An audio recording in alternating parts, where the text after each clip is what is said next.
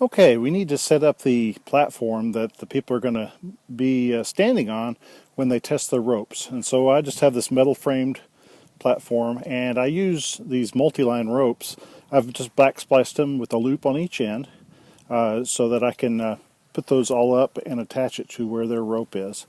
So I just attach these with a girth hitch over the metal, just cinch it down, and that'll hold it in place. And I've already done that with the other three. I just put 4 of them on there to add stability.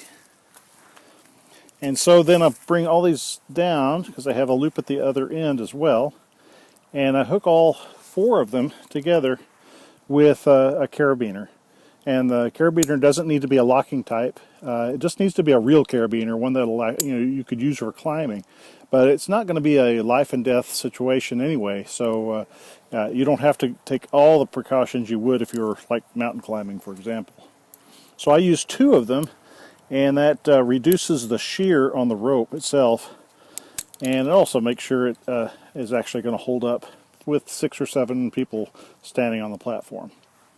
All right, so what I'm going to do is take this, and this is what I'm going to hook their rope into at the top. Now, if you look up here at the very top, up above, what I've used is a chain, and I just put a chain over a sturdy limb, and I've put this this piece of pipe here. It could be square pipe, or preferably actually it's round pipe, just to reduce the shear on the rope itself.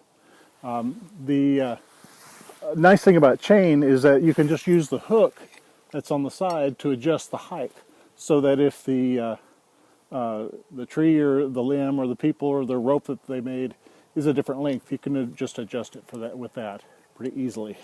So the next thing we need to do is, this is a really nice looking rope too, by the way, but I need to put a fisherman's knot into it to turn it from a line into a circle. And so the way to do that, the easiest way to do that, is simply what I do is make sure the ends are opposing, and I grab over both the rope and I wrap that around my finger and the rope below, and then just replace the end where my finger was and tie that overhand or simple knot. Now I just turn that whole thing around, and if you'll notice, this can be adjusted if you needed a different, if the loop is too long or too large, just give yourself plenty of room to tie around. So I do the same thing, except I grab the hold of the knot and I wrap it around my finger and around the rope, and I stick the end where my finger was, tighten it up, and tighten that up. This fisherman's knot is a great way to join 2 ropes together. It's nice and strong, and it's simple. All right, so this is what I'm going to be using for them to test their equipment. And the way that works is what I do is I come over here to the pipe, and I make sure that when I bend it, the knot isn't going to be like over the pipe or anything like that, but it's kind of 3/4 the way around. I put it over the top and kind of get it straightened out a little bit. And then right here is where I'm going to be attaching those carabiners. Now, one thing that is going to be important to do is set the bucket that you're going to bring. It can be a bucket or a stool or something like that. Bring that over to set it up. It makes it a lot easier on you. So all you're going to do is clip these in to the rope. Make sure they're completely attached. Make sure it's centered up here to take advantage of that shear reduction. And now it's going to be ready for people to stand on. All right, I move the bucket out of the way, and if you'll notice, it's about 6 to 8 inches off the ground. It actually should be just a little bit higher than that, because with the bow in the tree and the stretch in the rope, it's going to be they'll be standing on the ground.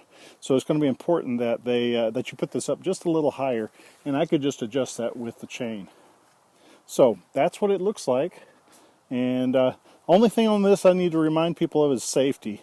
And they get excited about testing out their rope.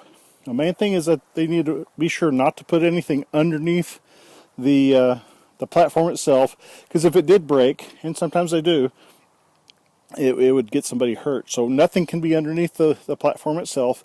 And when people start standing on this, sometimes they can move around quite a bit. So it's good to have people on the outside just standing there who are not going to be participating, but just stand there and spot for people as I get up on the rope. And that's how you set it up for hanging by a thread.